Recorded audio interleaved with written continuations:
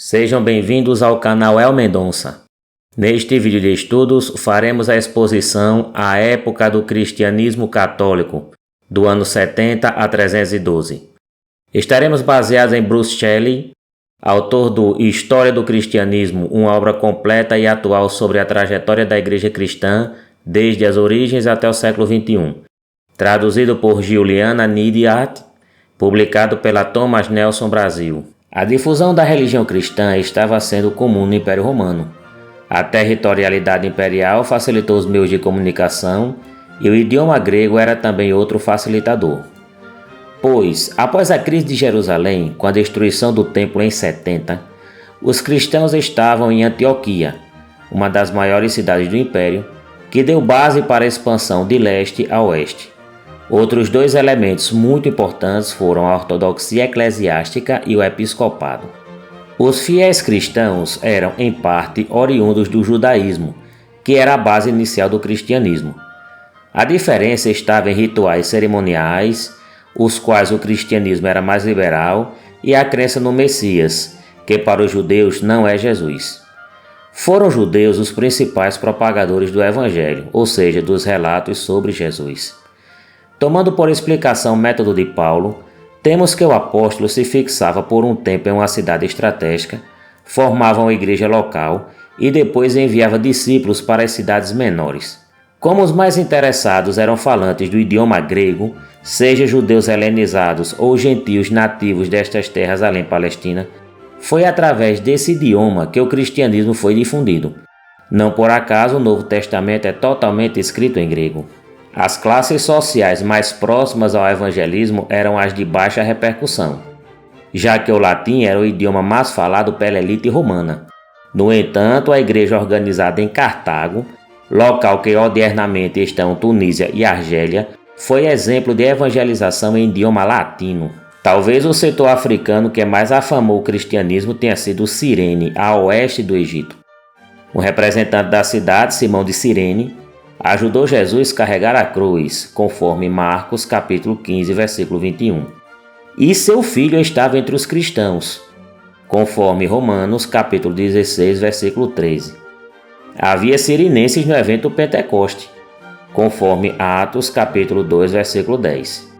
Mas foi em Alexandria, cidade egípcia, que o cristianismo começou a formalizar sua crença. Os cristãos começaram a conversar com a filosofia, tal qual os judeus faziam pelos ensinos de Filon, contemporâneo de Paulo. O principal fator que fez com que os gentios aceitassem a nova fé cristã estava na determinação dos mártires e na conformidade aos eventos do cotidiano. Os cristãos estavam em paz no mundo injusto, não que fossem coniventes, mas estavam conformados de que estavam salvos. A respeitabilidade que os cristãos tinham uns com os outros era comovente. Os mortos eram enterrados com honras e a ajuda mútua era comum para com órfãos e viúvas. Os cristãos se recusavam a humilhar sua fé a favor dos deuses romanos e o culto ao imperador. Um simples gesto de sujeição, como por exemplo soltar fumaça de incenso no estátua do imperador em um momento específico, era abominado pelos cristãos. A moral cristã era inabalável e comportada diante das perfídias dos pagãos. Mesmo assim, a primeira perseguição se deu em 64 no governo de Nero, que impôs a crucificação de cristãos e a queima na fogueira. A justificativa era de que foram os cristãos que incendiaram Roma, sendo que o próprio Nero o mandou fazer para que fosse construída uma nova capital a seu modo. Nero culpou os cristãos e fez de tudo possível para que fossem humilhados e mortos. Pior foi quando Décio, reinando de 249 a 251, impôs a incensação à sua estátua como demonstração de lealdade a Roma, com direito a receber uma garantia de ordem pública. Os cristãos se recusavam a prestar adoração à imagem do imperador. Isso foi tema inclusive do Apocalipse, um dos livros utilizados na evangelização dos cristãos, o qual ensina que as bestas do capítulo 13 são do mar o império e da terra o falso profeta. Os cristãos deviam ser bem ensinados para que não fossem enganados diante de dilemas ou uso de sermões retirados da Bíblia. Era inexorável que os cristãos cressem que Jesus era verdadeiramente Deus na mesma proporção do Pai e que era uma pessoa distinta, ou seja, filho. Ambos seriam dos deuses? Não. seriam duas pessoas distintas, mas com a mesma essência e substância divina. Esse entendimento foi desenvolvido nos concílios e nos estudos baseados na tradição apostólica e na hermenêutica escriturística. Por exemplo, costumes judaicos não eram aceitos, como consta na carta aos Gálatas. Na primeira carta de João, temos que Jesus estava entre nós de modo carnal.